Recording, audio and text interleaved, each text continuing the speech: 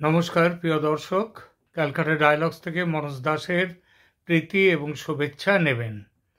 গত কয়েক মাস ধরে, মানে সেই গত বছরের জুলাই ষড়যন্ত্র শুরু হওয়ার পর থেকে, বিশেষ করে 5 আগস্ট শেখ হাসিনা দেশ ত্যাগ করে ভারতে আশ্রয় নেয়ার পর থেকে বাংলাদেশের পরিস্থিতি নিয়ে ভারতের মানুষের মনে একটা আগ্রহের এবং খুবই আগ্রহের সৃষ্টি হয়েছে। এই আগ্রহ খুবই স্বাভাবিক, কারণ বাংলাদেশের আমাদের পাশাপাশি দেশের মানুষ বলে শুধু নয়, বাংলাদেশের বন্ধু রাষ্ট্র হিসেবে এতদিন দেখে এসেছে বাংলাদেশকে ভারতের মানুষ, তারা বাংলাদেশকে বন্ধু রাষ্ট্র হিসেবে দেখে এসেছে। এবং ভারত না থাকলে এই দেশ নিশ্চিতভাবেই এখনো পর্যন্ত পূর্ব পাকিস্তান হয়েই থাকতো, 71 হতো না, বাংলাদেশ হতো না। তো বাংলাদেশের রাজনীতিতে ভারতের মাথা গলানো নিয়ে প্রচুর অভিযোগ বাংলাদেশের এক শ্রেণীর মানুষের মধ্যে আছে। এটা ঠিক, যতটা বলা হচ্ছে ততটা সত্যি অবশ্যই নয়, হওয়া সম্ভব নয়।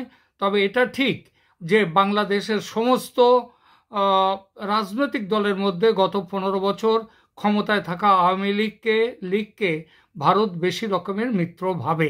এটা শুধু যে গত 15 বছর তা নয়, আওয়ামী লীগের সেই জন্মের, মানে বাংলাদেশের জন্মের পর থেকেই ভারতের সাথে আওয়ামী লীগের, ভারতে যে সরকারই আসুক না কেন তার সাথে আওয়ামী লীগের একটা বন্ধুত্বের সম্পর্ক আছে। আওয়ামী লীগকে তারা কাছের দল ভাবে। এটা ভাবার অনেক কারণ, যার মধ্যে প্রধান দুটি কারণ হলো, দল হিসেবে আওয়ামী লীগ তুলনামূলকভাবে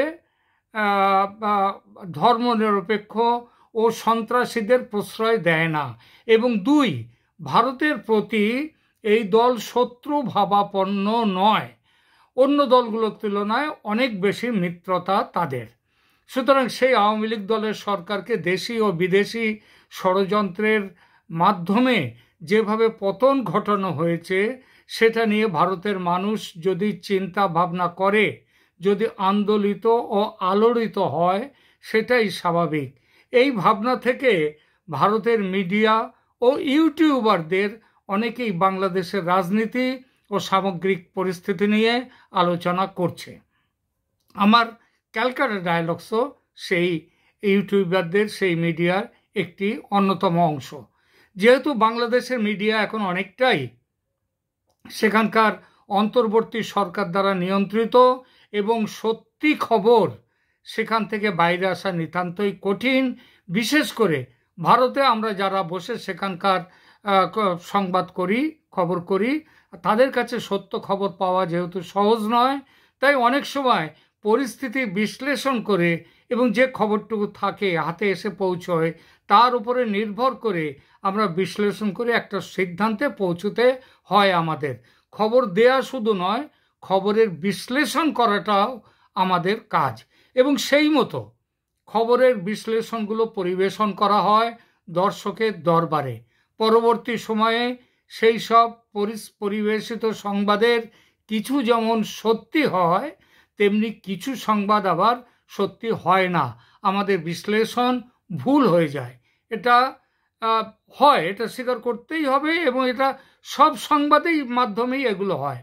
বাংলাদেশের গত জুলাই আগস্টের ওলট পালটকে আমি যেমন প্রথম থেকেই বলে এসেছি, এই ওলট পালট কোনো গণ অভ্যুত্থান বা গণবিপ্লব নয়, এটা একান্তভাবে একটা ষড়যন্ত্র। তখন তীব্র বিরোধিতা হয়েছে আমার এই বক্তব্যের, এবং এখন যারা মনে করে সেটা ষড়যন্ত্র, তারা কিন্তু সেদিন আমার বিরোধিতা করেছে। আমার বক্তব্য সেদিন তারা বলেছেন ভুল, কিন্তু আজ প্রমাণিত হয়েছে যে আমার বক্তব্য ভুল ছিল না। ট্রাম্পের বিজয়ের পর যখন প্রবল আলোচনা চলছিল বাংলাদেশের ভবিষ্যৎ নিয়ে, তখন আমি বলেছিলাম ভারতের মতামত অনুযায়ী চলতে বাধ্য হবে আমেরিকা। অর্থাৎ ভারত যেটা চাইবে, বাংলাদেশের ব্যাপারে যে সিদ্ধান্ত, বাংলাদেশের সংকট মেটাতে যে সিদ্ধান্ত নেওয়া উচিত, সেটাকে অস্বীকার করতে পারবে না আমেরিকা। সেটাই হলো, ট্রাম্প দায়িত্ব দিলেন মোদিকে, আর ফেব্রুয়ারির 13 তারিখে সেই দায়িত্বটা দেওয়া হলো।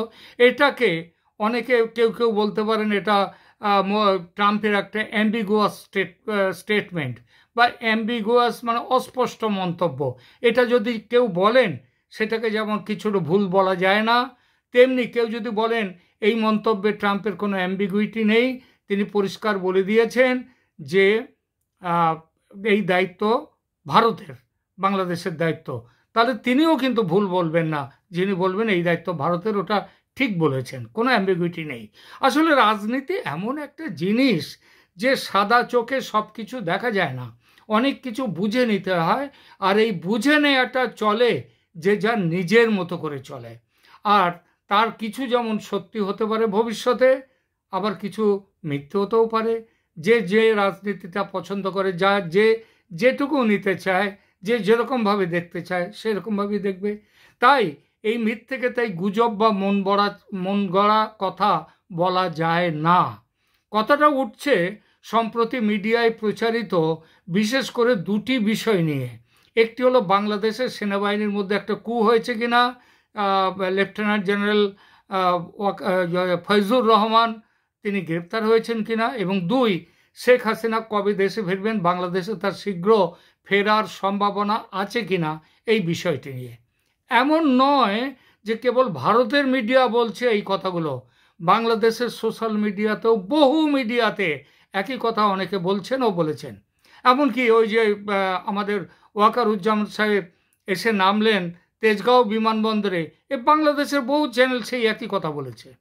আবার কেউ কেউ বিরোধিতা করছেন, তারা বলছেন না উনি শাহজালাল বিমানবন্দরে এসে নেমেছেন। মানে এই দুটোই তো ঠিক হতে পারে না, দুজনেই বাংলাদেশ থেকে বলছে, দুজনেই ঠিক হতে পারে না, তাহলে একজন ঠিক একজন ভুল। ভারতে আমরা যেটা, আমার চ্যানেলেও আমি বলেছি, তিনি তেজগাঁও বিমানবন্দরে এসে নেমেছিলেন, কারণ শাহজালাল বিমানবন্দরে তাকে সেখানে নামলে তার উপরে অন্য রকমের আক্রমণ হওয়ার থাকতো, তাকে ওখানে জোর করে ধরে নিয়ে গিয়ে তাকে করা নেওয়া হতো, তার কাছ থেকে পদত্যাগপত্র নেওয়া হতো, এমনকি তাকে মেরে ফেলার সম্ভাবনাও ছিল। আবার সেই দিন ওই হিজবুতে তাহরিন তারাও সেদিন মিছিল করেছিল। এই সবগুলো মিলিয়ে তিনি ওই জায়গায় যাননি, এটা আমি বলেছি। কিন্তু এই নিয়ে অনেকে বলছেন যে এটা হচ্ছে গুজব। বাংলাদেশের সোশ্যাল মিডিয়াতে এই কথা বলা হচ্ছে, কিন্তু মানে গুজব ছড়ানোর অভিযোগটা উঠছে ভারতের মিডিয়ার বিরুদ্ধে। বাদ রাখা হচ্ছে বাংলাদেশে বসে একই কথা বলছেন যারা, তাদেরও, অথচ তারা কোনো প্রমাণও দিতে পারছেন না যে অন্যরকম কিছু ঘটেছিল। এটাও এক রকমের ভারত বিরোধী মানসিকতা। এবার আসি আমাদের আজকের আলোচনার প্রসঙ্গে, যেটা নিয়ে শুরু করেছিলাম। প্রথমে বলি সেনাবাহিনীর মধ্যে দলাদলি ও বিদ্রোহের খবরটা নিয়ে। বাংলাদেশ সেনাবাহিনী যে একাধিক গোষ্ঠীতে বিভক্ত, সেটা যে আদৌ মিথ্যে নয় সেটা সবাই জানে, এমনকি বাংলাদেশের লোকজনও জানে, সেনাবাহিনীর মধ্যেও লোকজন জানে। তাদের মধ্যে কেউ বলেন 3টে গোষ্ঠী, কেউ বলেন 4টে গোষ্ঠী, 3টে কিংবা 4টে, যে গোষ্ঠী হোক না কেন সেটাও তাদের মধ্যে রয়েছে। আর বাংলাদেশ সেনার একাধিক কর্মকর্তা ইতিপূর্বে নিহত হয়েছেন, তারা অন্যকে খুন করার দায়ে অভিযুক্ত হয়েছেন, এসব কি মিথ্যে? একাধিক রাষ্ট্রপতি নিহত হয়েছেন, এটা কি সত্যি নয়? আচ্ছা, এইসব কাণ্ডগুলো ঘটার আগে কেউ কি বুঝতে পেরেছিল যে বাংলাদেশে এই ধরনের ঘটনাগুলো ঘটতে যাচ্ছে? বোধহয় বাংলাদেশে কেউ বোঝেনি, এবং যারা খুন হয়েছেন তারা তো বোঝেননি, কিংবা যাদের মধ্যে কু হয়েছে তারা অন্তত বোঝেননি। কিন্তু কেউ কেউ তো নিশ্চয়ই বুঝেছিল। যারা বুঝেছিল তাদের মধ্যে ভারতেরও কিন্তু একটি দুটি সংবাদ মাধ্যম এবং মিডিয়া তারা ছিল। 75-এ শেখ মুজিবুরের হত্যার কথাটা ভাবুন। হত্যার আগে ভারত থেকে সতর্কবাণী গিয়েছিল শেখ মুজিবুর রহমানের কাছে। মুজিব বিশ্বাস করেননি, উনি মানতে চাননি যে বাংলাদেশে কেউ ওকে হত্যা করতে পারে, কিন্তু তাই হয়েছিল। সপরিবারে তাকে খুন করা হয়েছিল, বেঁচে গিয়েছিল কেবল তার 2 কন্যা, এই শেখ হাসিনা এবং শেখ রেহানা। এটা তাদের মধ্যে, এখন তার মূল্য দিতে হয়েছিল মুজিবুর রহমানকে তার জীবন দিয়ে। এবং শুধু যে মুজিবুর রহমানকে তার জীবন দিয়ে দিতে হয়েছিল তা নয়, বাংলাদেশকেও তার অনেক মূল্য দিতে হয়েছে। বাংলাদেশের সংবিধান পরবর্তীকালে পাল্টে নেওয়া হয়েছে। তো এই যে এবার এই 2024-এর সতর্কবার্তা দেওয়া হয়েছিল শেখ হাসিনাকেও, তিনিও গুরুত্ব দেননি। আচ্ছা, জুলাইয়া আন্দোলন শুরু হওয়ার আগে কেউ কি ভেবেছিল যে কোটা আন্দোলনের মতো একটা নিরামিষ আন্দোলন, যে কোটা তুলে দিতে হবে, এই আন্দোলন হাসিনার পতন ঘটাবে? কেউ ভেবেছিল? আমি খুব ভালোভাবে জানি ভারতের 2-1টি মিডিয়া কিন্তু আঁচ পেয়েছিল। আমার সাথে তাদের রীতিমতো আলোচনা হয়েছে এই বিষয় নিয়ে। 3রা আগস্টের 3 আগস্টের আগে তারা বলেছিল সে কথা, তাদের কথা মিলে গেছে। যদি না মিলতো তাহলে কি হতো? বলা হতো গুজব ছড়িয়েছেন ভারতের মিডিয়া। হাসিনা ফ্যাসিস্ট, এই কথাটি আজকাল খুব শোনা যায়। হাসিনা যতদিন ক্ষমতায় ছিলেন কেউ বলেছে তাকে ফ্যাসিস্ট? সবাই ধরতে পারেন না, রাজনীতি ধরতে পারেননি। 2 মাস আগে দাভোসে গিয়েছিলেন প্রধান উপদেষ্টা, তিনি আর ফিরবেন না। এটা কি শুধু আমরা ভারতের মিডিয়ায় আমরা বলেছিলাম? এই স্পেকুলেশনে বাংলাদেশের মিডিয়াও তো ছিল না? বহু ছিল, খোঁজ নিয়ে দেখুন। সেনার কথায় ফিরি এবার। কোন সভ্য দেশে সেনাবাহিনীতে বাংলাদেশের মতো গোষ্ঠীদ্বন্দ্ব আছে? খুনোখুনি, ক্ষমতা দখল, এগুলো আছে বলতে পারেন? এমনকি বাংলাদেশের এই বছরে, এই 53-54 বছরে বাংলাদেশে যত সেনা অভ্যুত্থান হয়েছে, যত মারামারি কাটাকাটি হয়েছে, এতটা পাকিস্তানে পর্যন্ত হয়নি। সুতরাং এই যে সেনাবাহিনীর সাম্প্রতিক চলন দেখে কোনো মিডিয়া যদি কিছু সিদ্ধান্তে যাওয়ার কথা ভাবে এবং সেই চেষ্টা করে এবং সেই চেষ্টার প্রেক্ষিতে বিশ্লেষণ নিয়ে যদি তার মতামত দেয়, সেটাকে গুজব বলা যাবে? সেটাকে? ফয়জুর রহমানের গ্রেপ্তারি নিয়ে যদি স্পেকুলেট করে কেউ, যদি 7 ঘন্টা আগে সেনাপ্রধানের আফ্রিকা থেকে ফেরা নিয়ে স্পেকুলেট করে কেউ, যদি সন্ত্রাসী হিজবুত তাহরিরের মিছিলে বাহিনীর কড়াকড়ি নিয়ে কেউ যদি কোনো স্পেকুলেট করে, সেটা কেন গুজব হবে? কেন গুজব হবে? যদি পাকিস্তানের আইএসআইয়ের সঙ্গে ফয়জুর রহমানের ঘনিষ্ঠতা নিয়ে কিছু অন্য ভাবনা আমরা ভাবি, যদি ফয়জুর রহমানের সঙ্গে আইএসআইয়ের ঘনিষ্ঠতার প্রেক্ষিতে তাকে গ্রেপ্তারের কথা বলা হয়, খবর বলা হয়, সে খবর সত্যি হয়তো নাও হতে পারে, কিন্তু তার সম্ভাবনা কি নেই? তার সম্ভাবনা। যদি ওয়াকারুজ্জামানের সঙ্গে নিয়মিত যোগাযোগ আছে তার, ভারতের সেনা প্রধানের এই উক্তি নিয়ে কেউ কোনো সিদ্ধান্তে যদি যেতে চায়, যদি বাংলাদেশ সেনা প্রধানের সাম্প্রতিক সতর্কবার্তার পিছনে কেউ যদি ভারতের কিংবা শেখ হাসিনার ছবি কিংবা তাদের হাত যদি দেখতে পায়, সেটা কেন গুজব হবে? কেন? আজ এই মুহূর্তে দাঁড়িয়ে কে শেষ কথা বলবে যে কোনটা গুজব আর কোনটা গুজব নয়? আমরা কোনো খবর দিতে পারি, খবর বিশ্লেষণ করে একটা জায়গাতে আমরা পৌঁছতে পারি, কিন্তু আমাদের সেই যে জায়গাটায় পৌঁছে যাব, সেই জায়গাটা যে একেবারে সত্যিই হবে, সেটা একেবারে মিলে যাবে, তা তো হতে পারে না। আমরা একটা খবরকে কাটাছেঁড়া করে সেই জায়গায় একটা মানুষের দেহ কাটাছাড়া করতে গিয়ে পর্যন্ত সেখানে পোস্টমর্টেম রিপোর্টে, সেখানে তার ময়না তদন্তে, সেখানে পর্যন্ত ভুলভ্রান্তি ঘটে যেতে পারে, ঘটার সম্ভাবনা থাকে।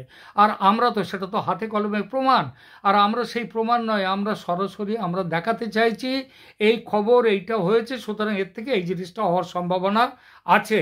আমরা তো এই কথাগুলোই বলতে পারি এবং এই কথাগুলো আমরা বলে থাকি। সুতরাং ফয়জুর রহমান গ্রেপ্তার হয়েছেন কি হননি, তার চেয়ে বড় কথা তার উপর নজরদারি নিশ্চিতভাবেই রেখেছেন ওয়াকারুজ্জামান। এই কথাটা বলা কোনো অমূলক কোনো সিদ্ধান্ত নয়, এটা গুজব নয়। শেখ হাসিনার যে দেশে দ্রুত ফেরত আসাটা এটা চায় বাংলাদেশের একটা বড় অংশের মানুষ। তারা ইউনূসের বিদায় চায় অবিলম্বে। আবার এই চাওয়াটা ভারতের সরকারও চায়, কারণ ভারত বিদ্বেষী এবং সন্ত্রাসীদের প্রশ্রয়দাতা এবং পাকিস্তানের দালাল হিসেবে কাজ করছেন যে মোহাম্মদ ইউনূস, তাকে বাংলাদেশের শাসন ক্ষমতায় রাখতে চায় না ভারত, এটা পরিষ্কার। এর পেছনে ইফস অ্যান্ড বাটস কিচ্ছু নেই, কোনো কিন্তু টিন্তু নেই এর মধ্যে। আর ট্রাম্পের কাছ থেকে সবুজ সংকেত পাওয়ার পর যদি ভারত বলে, ভারত যদি চাইবে যে কোনো দিন ইউনূস সরকারের পতন ঘটাতে, ভারত চাইবে, এটা তো স্পষ্ট। কিন্তু যদি আমি এই কথা বলি, এই ভাবনা হয়তো আমার এই কথাটা ভুল হতে পারে। আমি যদি বলি মার্চের মধ্যেই তিনি ফিরবেন, হয়তো ভুল হতে পারে, মার্চ না হয়ে এপ্রিল হতে পারে। রাজনীতিতে এগুলো কিছু নয়। তার কারণ আমি বলেছি সম্ভাবনার কথা, আর সম্ভাবনাটা বাস্তবের উপরে ভিত্তি করে যদি তৈরি হয় সে সম্ভাবনাকে কখনো গুজব বলা যায় না। এই যে ইউনূসকে হটানোর চাওয়াটা প্রবল হয়েছে ভারতের কাছে এবং বাংলাদেশের মানুষের কাছেও একের পর এক ইউনূসের সিদ্ধান্তের জন্যে। ইউনূস পাকিস্তানকে ঘরের মধ্যে ডেকে এনেছেন। আবার এই মুহূর্তে 26শে মার্চ যাচ্ছেন চীনে।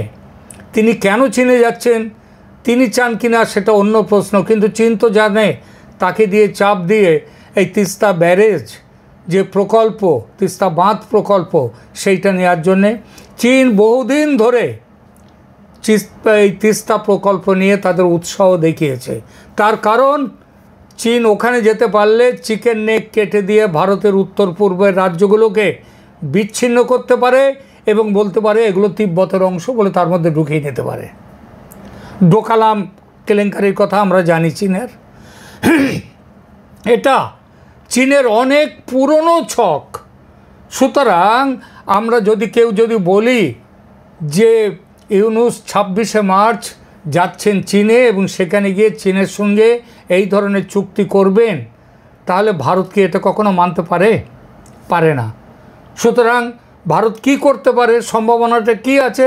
26শে মার্চের আগে ইউনূসের পতন ও তারপর বাংলাদেশের শেখ হাসিনার ফিরে যাওয়ার কথা বলাটা তারা ভাবতেই পারে ভারত। এবং যদি কোনো সংবাদ বিশ্লেষক হয় তারা যদি এইটাকে সামনে রেখে বলে এই সম্ভাবনা আছে, যদি এই কথা যদি বলে তারা, তাহলে সেটাও কি করে অমূলক হয়, কি করে গুজব হয়? রাজনীতি, দেখুন, রাজনীতি কোনো সরল রেখায় চলে না।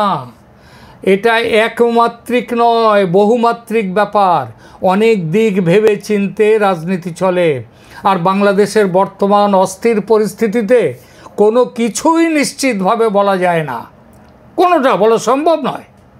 যে কোনো মুহূর্তে পরিস্থিতির পরিবর্তন ঘটতে পারে, আর সেটাই স্বাভাবিক।